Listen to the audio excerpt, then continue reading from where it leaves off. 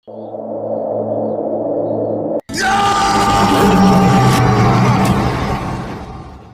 اللہ الرحمن الرحیم۔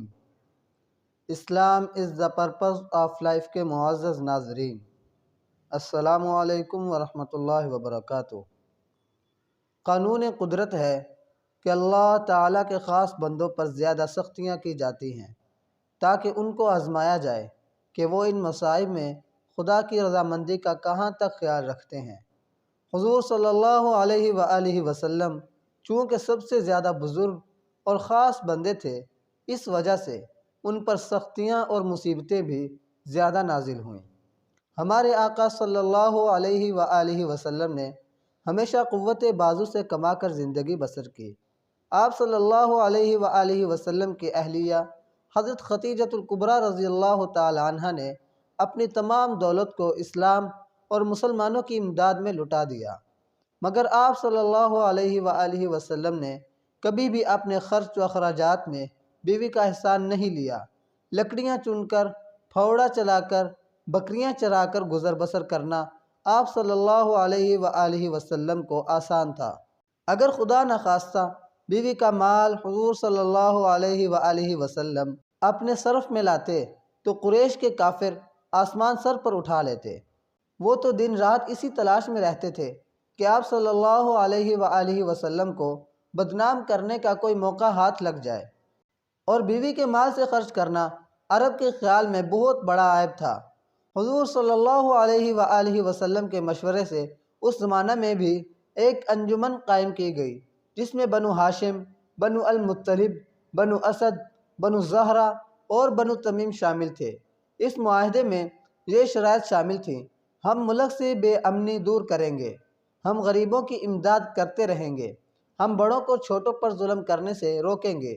قریش کو آپ صلی اللہ علیہ وآلہ وسلم پر اس قدر اعتبار تھا کہ نبوت کے بعد جب مکہ کے کافر آپ صلی اللہ علیہ وآلہ وسلم کی جان کے دشمن بن گئے، اس وقت بھی اپنی امانتیں حضور صلی اللہ علیہ وآلہ وسلم کے پاس ہی رکھوا کر مطمئن ہوتے تھے۔ جب حضور صلی اللہ علیہ وآلہ وسلم کی عمر مبارک 35 سال تھی تو ایک واقعہ ہوا جس سے حضور صلی اللہ علیہ وآلہ وسلم اور قریش کے تعلقات کا اندازہ ہو سکتا ہے۔ مکہ میں سیلاب آیا جس کے سبب سے خانہ کعبہ منہدم ہو گیا۔ کیونکہ یہ سعادت کی بات تھی، اس لیے تمام قبیلوں نے اس کی تعمیر میں حصہ لیا۔ جب حجر اسود کو دیوار میں چننے کی نوبت آئی تو ہر قبیلہ یہ دعویٰ کرنے لگا کہ یہ سعادت اسے ملنی چاہیے، یہاں تک کہ بات جنگ تک پہنچ گئی۔ قریش کے نیک دل اور بزرگ ابو امیہ بن مغیرہ نے، جو سب سے بوڑھے تھے، انہوں نے چاہا کہ معاملہ نرمی سے طے ہو جائے اور آپس میں خون بہنے کی نوبت نہ آئے۔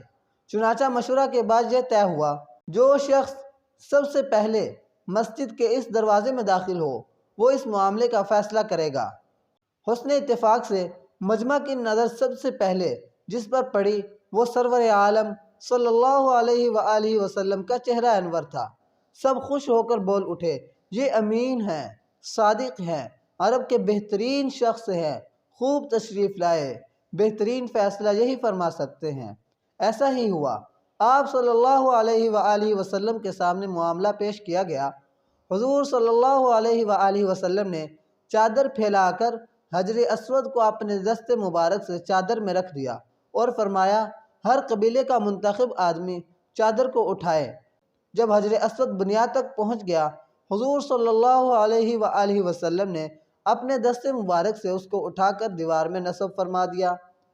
دنیا میں بہت سے رسول اور نبی آئے، ان کی ٹھیک تعداد خدا تعالیٰ کو معلوم ہے۔ ہمارا فرض ہے کہ جتنے بھی نبی اور رسول خدا تعالیٰ نے بھیجے ہیں ان سب کو برحق جانیں۔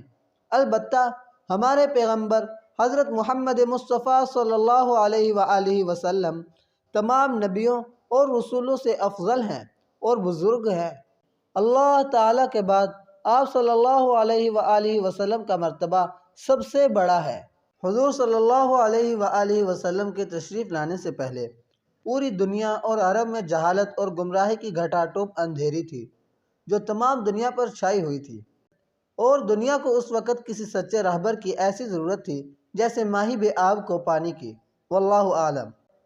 باطنی طور پر تو حضور صلی اللہ علیہ وآلہ وسلم کو سب نبیوں سے پہلے نبوت دے دی گئی تھی، مگر ظاہری طور پر آپ صلی اللہ علیہ وآلہ وسلم کو نبوت 9 ربیع الاول مطابق 12 فروری 610 عیسوی کو مکہ معظمہ کے قریب جو حرا پہاڑ ہے اس کی ایک غار میں، جسے غار حرا کہتے ہیں، اس میں نبوت عطا ہوئی۔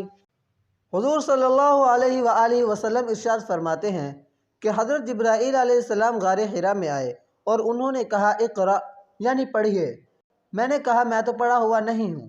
حضرت جبرائیل علیہ السلام نے مجھے اتنی زور سے اپنے سینے سے لگایا کہ گویا جان نکلنے لگی، پھر چھوڑ کر کہا اقرأ، یعنی پڑھیے۔